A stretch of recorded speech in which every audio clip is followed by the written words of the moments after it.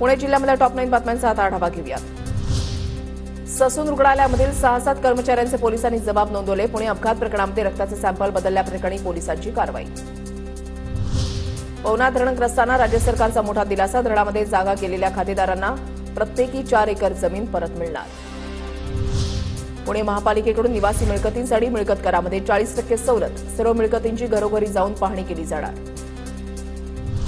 पुण्याच्या हिंजवडीमध्ये वाहतूक कोंडीतून वाचण्यासाठी सॉफ्टवेअर इंजिनिअरची शक्कल।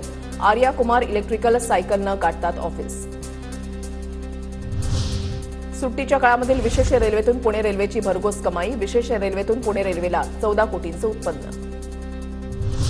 एसटी महामंडळाच्या कर्मचाऱ्यांच्या बदल्या संगणकीय प्रणालीद्वारे ऑनलाईन होणार। बदल्यांबाबतचा विविध आक्षेप कमी होणार। पुण्यात होर्डिंगसाठी क्षेत्रीय कार्यालयाकडून दिली जाणारी परवानगी रद्द। आता होर्डिंग उभारण्यासाठी महापालिका आणि आकाश चिन्ह विभागाकडून परवानगी घ्यावी लागणार। पुण्याच्या भोर तालुक्यामधल्या संगमनेर गावामध्ये चोरट्यांकडून ट्रान्सफॉर्मरमधील कॉपरची चोरी। कॉपर चोरी करण्यासाठी चोरट्यांनी 22 केव्हीचा ट्रान्सफॉर्मर फोडला। महावितरणचे अंदाजे 5 लाखांचं नुकसान।